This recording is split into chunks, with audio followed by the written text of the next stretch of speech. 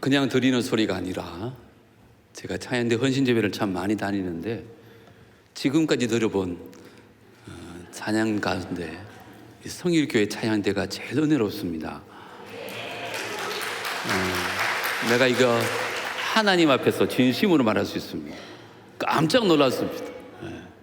단원들도 많은 것도 물론이지만 보니까 백발의 어르신들도 많은데 소리는 너무너무 아름다운 청년의 소리도 많이 있고, 저도 성악을 전공해서 잘 아는데 반주자 둘이서 반주하는 것도 처음 봤습니다. 그리고 또 같은 드럼과 같이 하니까 너무너무 은혜롭고 좋네요. 여러분들은 좋은 교회 다니고 있습니다. 이런 귀한 찬양이 하나님께 기쁨이 되시기를 축복합니다. 우리 장로님께서 우리 장로 합창단에서 저를 보시고 또 우리 성일교회 차인대 헌신예배 불러주셨습니다. 제 소개를 잠깐 하는 게 오늘 말씀에 도움이 될 것 같아서, 저는 경북대학교 이제 성악과를 졸업하고 대구 시립합창단에서 몇 년 다니다가 찬미음악성교단이라고 있습니다. 최용덕 씨가 대표로 있는, 거기 들어가가지고 이제 풀타임 사역자로 사역을 하다가 38살에 늦은 나이에 신대원에 가가지고 목회를 하고, 남북에 온 지는 한 8년 되고, 그 전에 교회는 이 동대구에 같은 노예에 있었던 대구문화교회에서 한 9년 정도 담임 목사로 있다가 남북교회로 오게 됐습니다. 우리 최 목사님은 동대구 노예에 있을 때도 자주 배웠고 또 방송 설교로도 은혜를 많이 받고 있습니다. 여러분 알다시피 학자시잖아요. 그래서 이런 교회 오면 제가 좀 일본말인지 모르겠는데 왁구가 좋습니다.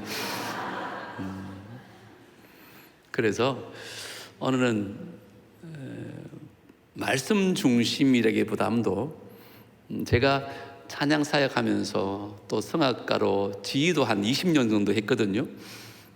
그때 주신 마음들 간증 중심으로 좀 말씀을 나누면서 헌신 예배를 주님께 올려드리려고 합니다.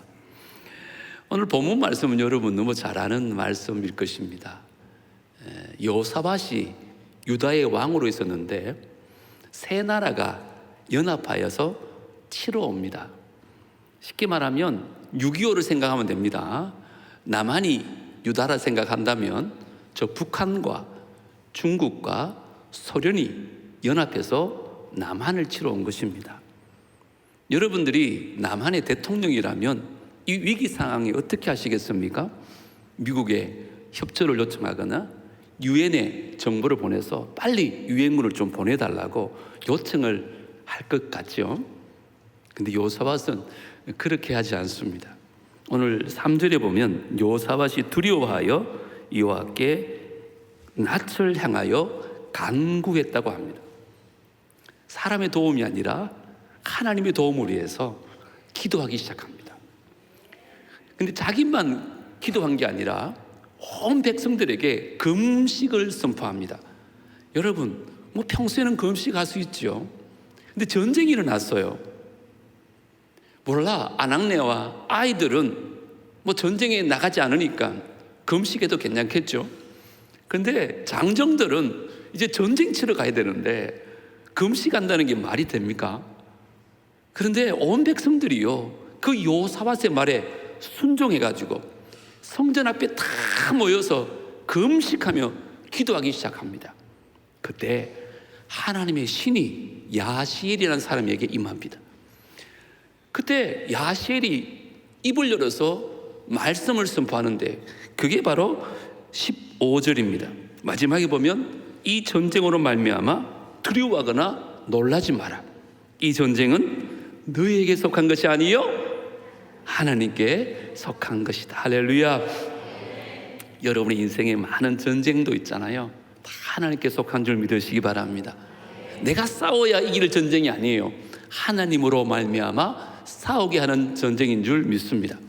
그래서 여호사밧이요, 이 말씀을 신뢰합니다. 믿었어요. 그래서 그 다음날 이제 전쟁 치러 가는데, 자, 여러분 같으면 전쟁의 제일 앞장에 누구를 세우는 게 맞을까요? 최소한 군대를 앞장 세우는 게 맞겠죠. 전쟁 치러 가니까. 근데 오늘 본문을 보시면 백성들과 더불어 의논해서 노래하는 자를 앞장 세웁니다. 쉽게 말하면 성가대를 앞세우는 거예요. 오늘 본문도 보니까 거룩한 예복을 입혔다 그래요. 아마 여러분들처럼 가운을 입힌 성가대가 군대보다 앞장서서 나가는 거예요. 그리고는 요사밭이 찬양곡을, 지휘자가 찬양곡을 정하는 것처럼 임금이, 왕이 곡을 정해줘요. 그때 가사가 뭡니까? 21절 마지막에 여호와께 감사하세요. 그의 인자하심이 영원하도다 하게 하였더니, 이 찬양을 하라는 거예요. 전쟁 치러 가는데 뭐가 감사합니까? 죽을 줄도 모르는데 뭐 인자하심이 영원합니까? 사실은 상황과는 전혀 맞지 않아요. 근데 어떻게 이 찬양을 하게 됐을까요? 하나님의 말씀이 있었습니다. 이 전쟁은 너에게 속한 것이 아니라 하나님께 속한 것이다. 하나님을 대적하여 이길 자가 누가 있겠습니까? 그래서 여호사밧은 믿음이 있었습니다. 뭐에 대한 믿음? 승리에 대한 믿음이 있었어요. 그래서 그 믿음의 선포를 하는 거죠. 하나님은 선하십니다. 그의 인자하심은 영원하십니다. 그래서 성가대가요, 진짜 오늘 여러분 찬양하듯이 그 군대에 앞장서 가지고 그 찬양하며 가는 거예요. 여기 보면 본문에 야다라 그러는데 손을 높이 들고 이렇게 찬양하는 거예요. 주께 감사하세, 그는 선하시며 인자하심이 영원하다고 찬양을 하니까, 여러분, 하나님께서 복병을 두어가지고 북한하고 중국과 소련이 자기들끼리 막 싸워가지고 다 죽여버리고, 그러니까 시체들밖에 없어요. 저는 본문에 나라지만 이 목사로서, 아니 어떻게 이런 일이 있을까 깊이 한번 생각해 본 적이 있습니다. 아니 어떻게 하면 그렇게 될 수 있을까요? 예를 들면 이런 것 같아요. 그 당시에는 뭐 이렇게 예쁜 옷이 있었겠습니까? 거룩한 예복 그러면 거의 다 흰색 아니겠습니까? 그리고 손을 들고 이렇게 찬양하며 오는 거예요. 산 위에서 보니까 마치 뭐 하는 것 같아요? 항복하는 것 같은 거라. 중얼중얼 거리고 싸울 기세가 전혀 보이지 않아요. 그때 예를 들어 이런 거예요. 오늘 우리 지휘자 집사님이신지 모르겠는데 너무 지휘를 잘하시네요. 얼굴도 예쁘시고. 비유니까 용서하고 들으세요. 네. 우리 집사님을 최 목사님이 너무너무 좋아하세요. 근데 정장님도 진짜 좋아한 거예요. 근데 심지어 내가 오늘 처음 봤는데 너무 좋아요. 근데 북한과 중국과 소련이 남한을 치러 간 거예요. 그런데 갑자기 최 목사님하고 내 마음 안에 무슨 생각이 들었나 하면, 정장로만 없으면 우리가 2대1인데 싶은 거예요. 그래서 최 목사님 보고 제가 그랬어요. 목사님, 우리 정장로부터 칩시다. 그러면 반은 그러니까 최 목사님도 나도 같은 생각이었다는 거라. 그래가지고요, 최 목사님하고 내하고 정장로를 먼저 친 거예요. 그 다음이 문제예요. 내가 보니까 최 목사만 없으면 이 아름다운 아가씨를 내가 차지할 수 있을 것 같아. 근데 문제는 최 목사님도 똑같은 생각을 한 거라. 이 목사만 없으면 좋을 텐데. 그래가지고 최 목사님하고 제가 싸웠어요. 누가 이기겠어요? 근데 둘 다 죽어버렸어. 아무도 못 이기고. 그래갖고 이 집사님이 찬양하면서 산에 올라가 보니까 시체밖에 없는 거예요. 여러분, 오늘 본문은 그 얘기예요. 그런데 제가 주목하고 싶은 것이 22절 첫 구절입니다. 다 같이 읽겠습니다. 시작. 그 노래와 찬송이 시작될 때에 아멘. 거기까지만 하면 돼요. 찬송이 무엇이길래 그 노래와 찬송이 시작될 때에 이런 역사가 일어나는 걸까요? 여러분, 전쟁사 가운데 이런 전쟁사가 있을까요? 성경 가운데 이런 역사가 있을까요? 아무것도 안 했어요. 그냥 주께 감사하세 그는 선하시고 인자하심이 영원합니다라고 노래하며 나갔는데 하나님께서 아무도 없이 다 죽여버려요. 저는 여러분 인생 가운데도 우리 최 목사님 목회 가운데도 이런 역사가 일어나기를 주님으로 축복합니다. 자, 그러면 어떻게 하면 이런 일이 일어났을까요? 근데 신약에도 보면 이와 비슷한 얘기가 하나 나와요. 바울과 실라가 복음을 전하다가 감옥에 갇혔어요. 여러분 같으면 뭐 하겠어요? 원망하고 불평하고 내가 뭔 잘못했다고 하나님께서 이렇게 고난을 주나 그럴 거 아니에요. 그런데 그분들은 달랐어요. 찬송하며 기도하기 시작해요. 아마 가사는 똑같았을 것 같아. 주께 감사하세 그는 선하시고 인자하심이 영원합니다. 그때요 갑자기 자기를 묶고 있던 착고가 막 풀려지는 거예요. 감옥에 지진이 막 일어나듯이 해가지고 감옥 문이 막 열리기 시작하는 거예요. 여러분 이게 우연일까요? 찬송이 뭐길래? 찬송이 뭐길래? 저는 그래서 오늘 한 3가지 정도로 찬송에 대해서 여러분과 말씀 나누고 여러분들의 찬송이 이런 기적을 일으키는 놀라운 은혜가 있기를 주님을 축복합니다. 첫 번째, 찬송은요 노래가 아니라 삶이어야 합니다. 따라합니다. 찬송은 노래가 아니라 삶이어야 한다. 저도 성악을 전공했을 때는요 노래 잘하면 하나님께서 영광 받으실 줄 알고 성악가를 갔다니까요. 그래서 세계에서 제일 노래 잘하는 유명한 오페라 가수가 되는 게 꿈이었어요. 그런데 진짜 하나님께서 은혜를 주셔서 제가 노래를 참 잘했나 봐요. 제가 대학교 2학년 때 벌써 베토벤 9 심포니의 솔리스트도 하고 진짜 주의 은혜로 졸업하자마자 대구 시립 합창단도 가고 그때 제가 시향에 있을 때 처음으로 대구 오페라단이 만들어졌어요. 그 첫째 처음 연주에 저도 게스트로 같이 참여를 하게 됐는데 목금토 3일 동안 이제 오페라를 하고 나서 마지막 이제 이렇게 한 잔씩 하는 시간이 있거든요. 장로님께도 말씀드렸는데 죄송합니다. 그때만 해도 저도 이제 한 잔씩 하고 뭐 이렇게 지냈었어요. 근데 1차는 제가 한 11시쯤 마쳤어요. 그 다음날 제가 지휘자거든요. 9시 예배에. 그래서 더 이상 2차, 3차를 갈 수가 없어서 저는 그만 가겠습니다고 또 왔어요. 그런데 그 다음날 제 모교회가 성지교회인데 일부 예배 때 그날 연출을 했던 서울에서 내려온 유명한 연출가가 특송을 하러 온 거예요. 그분이 캄캄한 밤 어두운 밤 위태하구나 위태하구나 이러는데 막 그때만 해도 성지교회가 합동체이기 때문에 오늘처럼 찬양 마치고 박수 친 적이 없습니다. 근데 이분이 워낙 은혜롭게 찬양을 하니까 거기 모인 사람들이 음악 퀴즈 착각하고 박수를 치기 시작한 거예요. 박수만 치면 다행인데 뭐 했겠어요? 앵콜을 한 거예요. 앵콜. 그 유명한 분이 오셨으니까 지금은 자꾸 하셨는데 이분이 모창을 한번 하면 아마 음악을 좀 아는 분은 누군지 알 거예요. 이분이 불렀던 노래 중에 명태라는 노래가 있어요. 검푸른 바다 밑에서 처음으로 유명한 베이스로 전 세계적인 가수거든요. 저도 너무너무 은혜롭더라고요. 근데 두 번째 앵콜을 준비했더라고요. 반주자가 곡 이름도 안 했는데 벌써 전주를 하고 있어.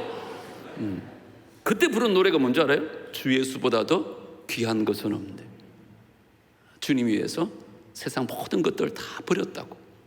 그런데 제가 그 노래를 딱 듣는 순간 해머로 머리를 맞은 것 같아요. 거기 모인 모든 사람들이요 아멘 아멘 그러면서 막 소름 끼친다 그러면서 앵콜 그랬는데 유일하게 한 인간만큼은 은혜를 못 받더라고요. 그 인간의 이름을 아는 사람. 이자 제자 범자 쓰는 인간인데 왜 그 인간은 은혜를 못 받았을까요? 그 연출자가 지난밤에 뭐 했는지 유일하게 아는 사람이 나였거든. 물론 1차는 같이 한잔했고 2차, 3차는 룸살롱 갔었어요. 새벽 4시에 여자를 옆에 앉혀주고 술 마시고 와가지고 9시 예배에 주 예수보다 더 귀한 건 없다고, 세상 쾌락 다 버려놓으라고, 세상 즐거움 다 버려놓으라고. 여러분, 물론 사람들은 그걸 모르니까 은인 줄 알고 아멘도 하고 박수도 치고 앵콜도 했지만, 찬양은 사람에게 들려주는 노래가 아닙니다. 하나님께 드리는 노래인 줄 믿습니다. 그 찬양을 받으시는 하나님은 알까요, 모를까요? 아십니다. 그 생각을 하니까 제가 찬양은 노래가 아니구나, 찬양은 삶이어야 하구나, 그걸 그때 깨달은 거예요. 그래서 제가 세구 시립합창단 그만뒀다니까요. 찬미성교단은 사례가 없었어요.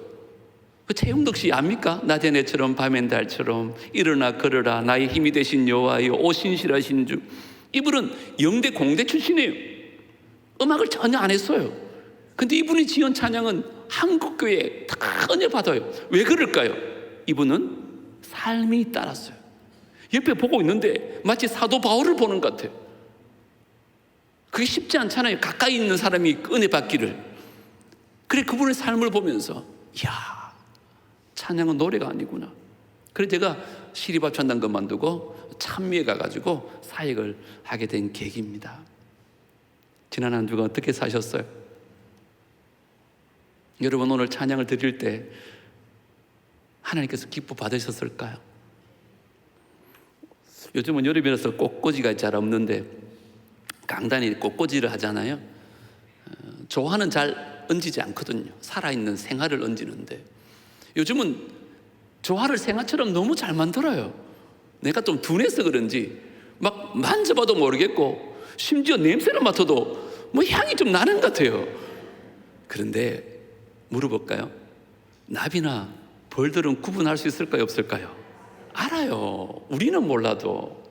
저는 그걸 보면서 맞다.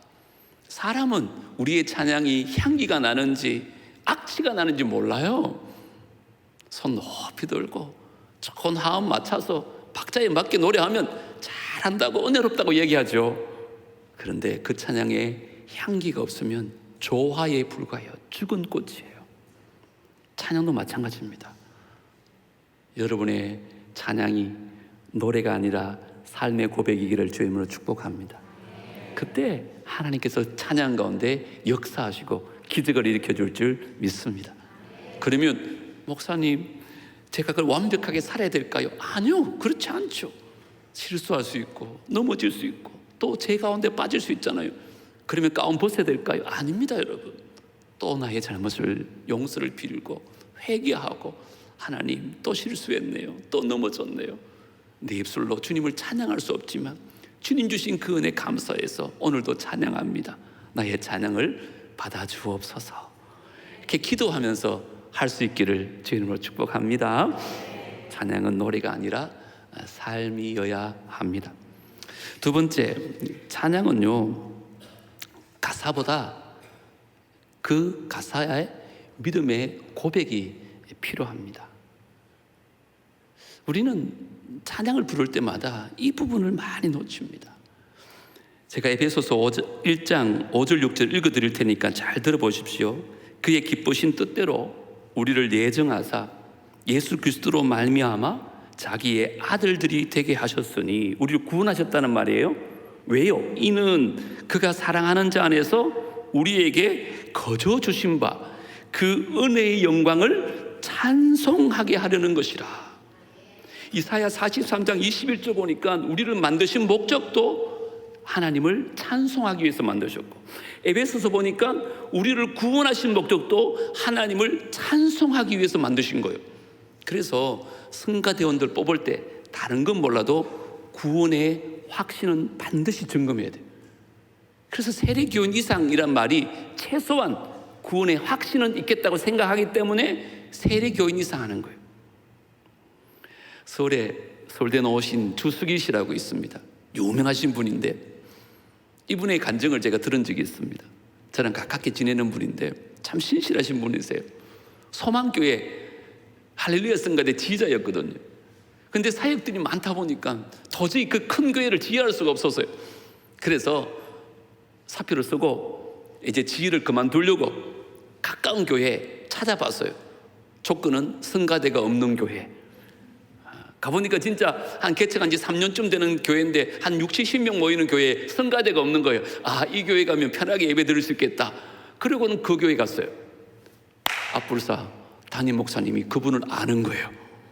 그분이 그 교회에 등록하는 거 알고 목사님께서 그분하고 의논도 안 하고 앞에서 이렇게 말씀합니다.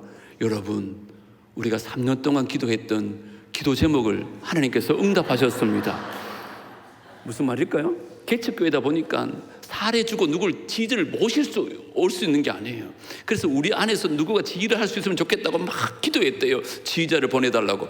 그분이 등록을 하신 거야. 근데 이분도 믿음이 있다 보니까 이게 하나님의 뜻인가 보다. 하나님께서 그 큰 교회 그만두고 성가대 없는 교회 일부러 등록했는데 성가대를 만들시는 뜻인가 보다 싶어서 받아들였어요. 그리고 목사님 옆에서 간구를 하잖아요. 다음 주부터 성가대 할 거니까 오늘 예배 마치고 연습합니다. 남아주세요. 그랬어요. 몇 명이나 남았을까요?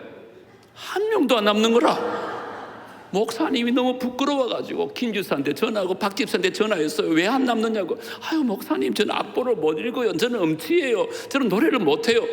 그래서 아유, 집사님 아직까지 시간이 좀 더 필요한 것 같습니다. 죄송합니다. 그러니까 집사님이 갑자기 막 거룩한 오기가 생기는 거라.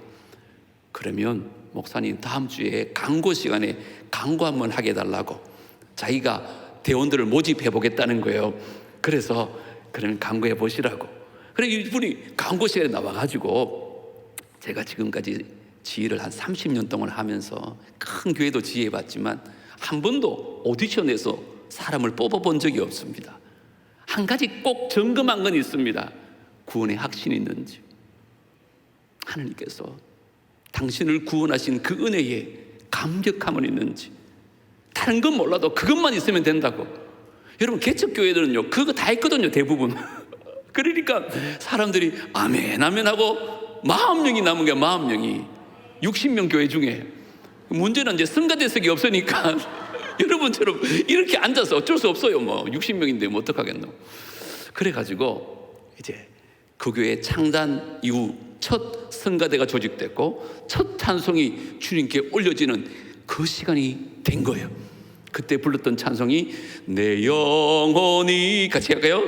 은총 입어 중한 죄짐 벗고 보니 슬픔 많은 이 세상도 천국으로 화도다. 할렐루야 할렐루야 찬양하세. 내 모든 죄 사함 받고 주 예수와 동행하니 그 어디나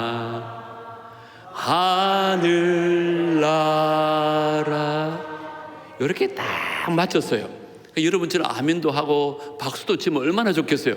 근데 아무도 박수도 안 치고 아무도 아멘 안 하고 갑자기 정적이 찾아온 거예요. 자, 1번 찬양이 너무너무 은혜로워서 성가대가 조직되고 처음으로 드리는 찬양이 너무너무 은혜로워서 아무도 반응을 못했다. 2번 찬양대 찬양이 너무 듣기 괴로워가지고 도저히 아멘을 할 수 없었다. 1번일까요? 2번일까요? 1번이면 얼마나 좋겠어요. 근데 처음 만들어지다 보니까 2번이었어요. 분명히 사성부로 된 찬송가인데 소프라노도 아니고 알토도 아닌 소리가 막 여자가 틱틱 튀어나오는 거예요. 악보에도 없는 테너도 아니고 베이스도 아니고 바리톤 같은 소리가 막 나오는 거야. 아무리 무식해도 그걸 다 알아듣더라고요. 아무도 아멘을 못했어요. 담임 목사님이 설교를 해야 되는데 갑자기 설교를 못하는 거야. 이 난국을 어떻게 하지? 뭐라고 얘기해야 되지? 은혜 받았다고도 말 못하겠고, 그리고 오늘 본문 말씀은 그러고 이제 지휘자가 알까요 모를까요? 그 정도 압니다. 설교한 사람도 설교 죽 썼는데 알듯이 지휘자도 지하고 나오면 오늘 설교 찬양 좋았다, 오늘 찬양 죽 썼구나 안다고. 분위기가 이상하잖아요. 강구 시간에 설교 다 마치고 그 집사님이 다시 한번 손을 드는 거예요. 올 것이 왔구나, 드디어 사표 서시겠구나 했는데, 목사님 잠시만 제가 한마디만 하겠습니다, 나오시라고. 그때 하신 말씀을 저는 잊을 수가 없습니다. 여러분, 오늘 찬양대 마치고 많이 실망하셨죠? 근데 하나님께서 제게 이렇게 말씀하셨습니다.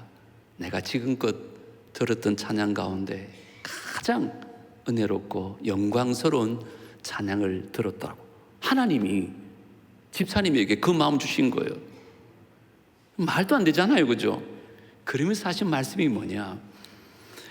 분명히 악보는 4부밖에 없는데 너희들이 나를 5부 6부로 찬양한다면서. 그 은혜가 얼마나 감사했으면 너희들이 5부 6부로 찬양하면서. 저는 이분이 거짓말 시킬 분은 아니라고 봐요. 무슨 말인가? 우리는 음악적인 걸 자꾸 생각해요. 물론 중요합니다. 성가되기 때문에 그런 것들이 필요해요. 근데 그것보다 먼저 그 가사 하나하나가 여러분의 믿음의 고백이 되어진다면 주님께서 기뻐 받으실 줄 믿습니다. 정말 내 영혼이 원총 입어 중환제진 벗고 보니 슬픔 많은 이 세상도 천국으로 변합니다. 할렐루야 할렐루야 하니까 막 하나님이 그 찬양을 받으시면서 음정도 안 맞고 박자도 안 맞는데 너무너무 감격하는 거예요. 찬양은 믿음의 고백인 줄 믿습니다. 그때 기적이 일어나는 거예요. 함을 막 해서 박자도 안 틀리고 화려하게 하면 감동은 받을 줄 몰라도 하나님의 기적이 일어나지 않아요. 제가 참여하면서 청송 감호소에 해마다 가서 집회를 했어요. 청송 감호소 가보신 분 없으시죠? 네. 형을 다 살았는데 사회에 내보내면 범죄할 것 같아서 형 다 산 사람들끼리 모아놓은, 그러니까 말도 안 되는 형무소예요. 정가 7번 8번이 대부분이에요. 그렇게 앞에 쫙 앉혀놓고 좀 거리가 있어요. 왜냐하면 갑자기 이렇게 사고가 날 수 있기 때문에. 그래서 한 이 정도 이렇게 거리가 될 것 같아요. 강대에서 저희들은 막 찬송을 하거든요. 그런데 그날 휠체어를 타고 중간에 복도에 앉으신 분이 계셨어요. 그날 최용덕 간사님이 리더였었는데 무슨 노래를 불렀냐면 그분이 지은 찬양 중에 일어나 걸어라 내가 새 힘을 주리니 일어나 너 걸어라 이런 노래가 있어요. 근데 여러분 이 노래는 장인들한테 일어나라 소리가 아니거든요. 힘내라 힘, 내가 너와 함께 할게, 용기를 가져, 이런 노래잖아요. 근데 이분은요 그 가사를 자기의 가사로 받은 거야. 일어나 걸어라 그러니까 휠체어 타고 왔는 분이 벌떡 일어나는 거예요. 진짜예요 여러분. 성일교회는 그런 일이 많은가 보죠. 별로 놀랍지도 않아요. 저는 처음 봤다니까요. 내 현장 앞에서 그분이 벌떡 일어나더니만 앞으로 막 오는 거예요. 그래가지고 그 다음에가 더 가난이었어요. 그 다음에 이 공간이 있었다 그랬잖아요. 청송 감호소에는 환자들 다 눕혀놨어요. 들것에 실려온 사람들, 기부스한 사람들, 얼굴이 찢어진 사람들. 왜 그랬을까요? 작년에 기적이 일어났거든. 이 사람들도 다 낫겠지 싶어서. 그때 최용덕 씨가 아니라 저였어요. 그래서 제가 일어나 그럴 준비를 못했어. 내 손을 높이 듭니다. 그래서 손은 높이 들더라마는 제가 무슨 얘기 드리는 걸까요? 그분은 똑같은 노래를 했는데도 자기의 노래로 받았어요. 자기의 고백으로 하는 거예요. 자기의 상형과 사정을 너무너무 잘 알기 때문에 일어나 걸어라 내가 새 힘을 주리라. 그러니까 고백으로 벌떡 일어났던 거죠. 여러분 찬양은요 그 가사의 고백이 여러분의 믿음의 고백이 되기를 주의 이름으로 축복합니다. 그래서 제가 지휘할 때는요 한 주 전에 가사를 다 복사해서 승가대원들에게 미리 줬어요. 그리고 지휘자가 왜 이 곡을 선곡했는지, 이 가사는 어디서 나온 성경 구절 어디서 나왔는지, 그리고 큐티를 하겠어요. 아침마다 그 가사를 보고 큐티를 해야 돼. 그리고 주일날 그 찬양을 하겠어요. 그때 제가 잊지도 못하는 효목중앙교회 지자였는데, 채찍에 맞아 쓰러지네 소리 알죠? 네, 그 노래. 한 사람이 막 울기 시작하는 거예요. 그런데 막 성가대원이 우니까 저도 막 울고 노래가 멈춰졌어요. 세상제 지고 가는 어린 양을 보라. 세상제 지고 가는. 근데 진짜 거짓말 안 붙이고 성가대원이 노래하는데 세상제를 지고 가는 예수님이 보이기 시작하는 거예요.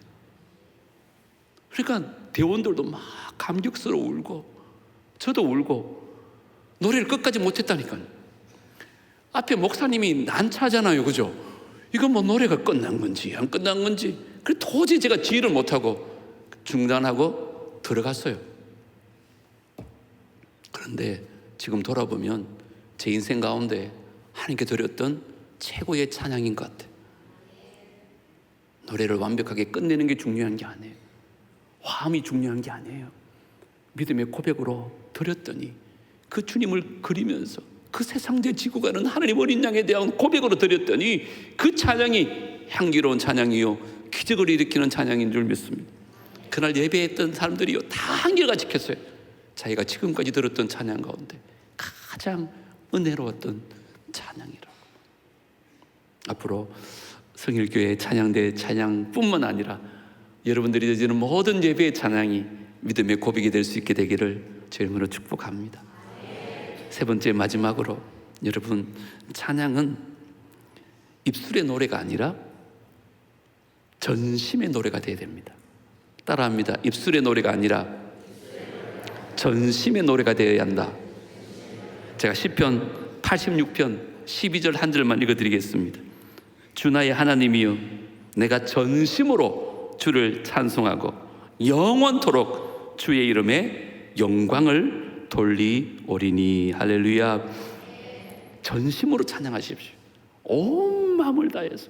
그냥 입술의 노래가 아니라 온 마음을 다해서 그 찬양을 주님 기뻐 받았어요. 찬양은 영어로 프레이즈라 그래요. 칭찬하다는 뜻이거든요. 누구를 막 바보스러울 정도로.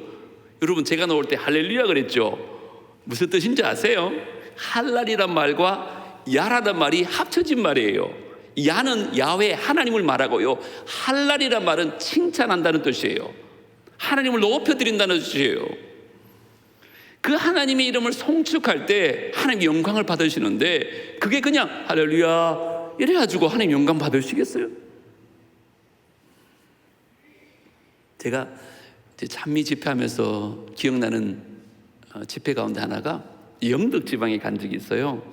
청년들 대상으로 집회를 했었는데 지금도 기억이 나요. 그때 막 손뼉 치며 내게 강같은 평화 뭐 이런 찬양했어요. 예수님 찬양, 예수님 찬양. 옛날 일이니까.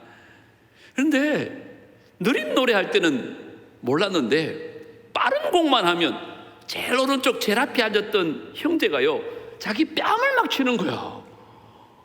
아니 어떻게 저런 사람이 집회에 참석했나 그랬는데, 느린 곡 하면 손도 들고 하는데 빠른 곡만 하면 뺨을 쳐요. 그래 이상하다 싶어서 방해가 되잖아요. 그래 그 사람 안 보려고 이렇게 보고 찬양했어요.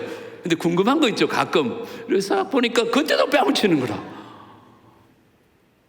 그분이요, 예배 마치고 우리한테 인사로 은혜 받았다고 저벅저벅 걸어오는데 깜짝 놀랐어요. 왼쪽 팔이 자기 팔이 아니에요. 만들어진 팔, 의수라 그렇죠.